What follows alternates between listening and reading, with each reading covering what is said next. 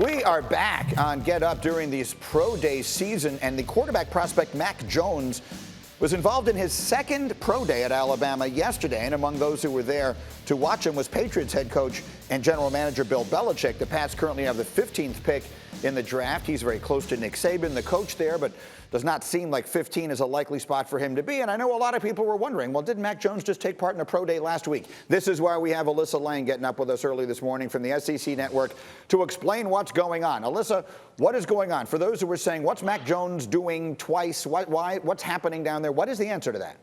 Greeny, when you're the reigning national champions, you're allowed to have 2 pro days, right? I mean, this was always in the plan, and the players said it was a great situation for them to be in this season, certainly not having an NFL combine. If they didn't like what they did last week, they had yesterday to go out and do it again. And you saw Mac Jones throw the majority of his passes yesterday, and there were 2 things that he wanted to show off. Arm strength and creativity were some of the more specific things. Starting with creativity, you actually saw him end the throwing session on a trick play where he pitched the ball to Najee Harris and then turned around and caught a touchdown pass in the end zone. So he wanted to show off the fact that 1, I'm not a statue, and 2, I can do whatever an NFL team wants me to do. I can be mobile. He did reference, hey, when I was at Alabama, they asked me to work the pocket and rip it. That's what I did, but that's not all I can do. Something else he wanted to show off was the arm strength. I wouldn't say demonstrate that, because we knew he had the arm strength throughout last season.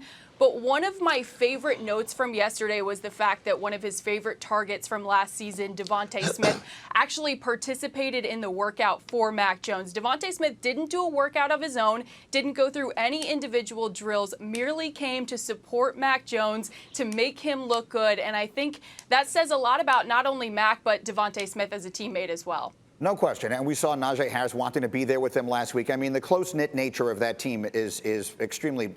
It's sort of gratifying to witness from a distance. But now let's talk turkey here. All right.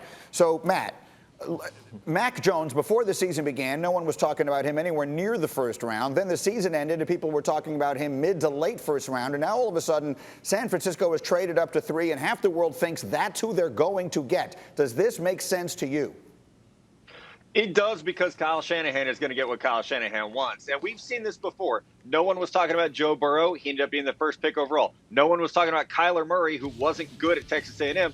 He was the first pick overall. So we've seen this play out before, where you can really catch lightning in a bottle and have that ascension to being a very high pick. Now, I think the biggest question is, as Alyssa noted, yes, he showed off the arm strength, but it's still an arm that is below what we're seeing from Justin Fields and Trey Lance and Zach Wilson. It's still mobility, while good enough, that is below Justin Fields, Trey Lance, Zach Wilson. So I think the question will be for Kyle Shanahan and John Lynch, do they want someone like Mac Jones, who's going to process his reads quickly? He's very accurate. He throws a good deep ball. Or do they want to evolve this scheme and get away from the Matt Ryan and Kirk Cousins mold and go with more of a modern element with 4.44 speed for Justin Fields, like we talked about before, or someone who's more of a well-rounded athlete like Trey Lance coming out of North Dakota State?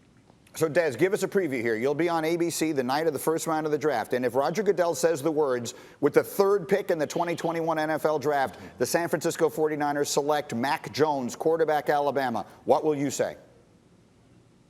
I'm going to say, well, everybody, I understand this pick, because at this point, it's all about who you think fits best with your system. If you have Kyle Shanahan and he's falling in love with Mac Jones, and he's looking for a guy who needs to process information quickly, get the ball out of his hand fast and accurately, and that's what he needs to run his system, then this is the perfect guy. So it's not about being the 3rd best player in the draft. It's being the player that this team needs, that this coach falls in love with, that he believes can run his system the best, and that's why the 49ers picked Mac Jones, everybody.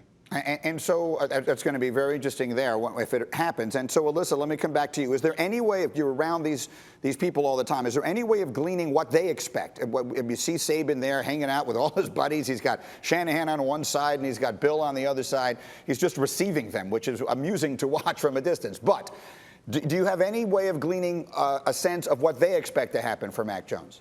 You know, from a bird's eye view, it is funny, like you said, to watch Saban work those relationships. We know that he knows the NFL head coaches really well. You know, I don't think anybody, maybe even Mac Jones, has an idea of who might end up picking him. But I know we talked about this last week. I said this throughout the entire pre-draft process, not only based on what we've seen from Pro Day, but based on what we've seen from Mac Jones ever since the end of the 2020 season.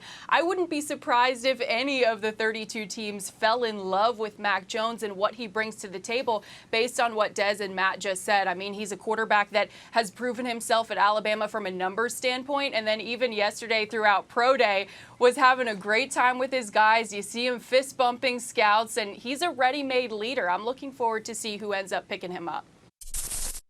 Thank you for watching ESPN on YouTube. For live streaming sports and premium content, subscribe to ESPN+.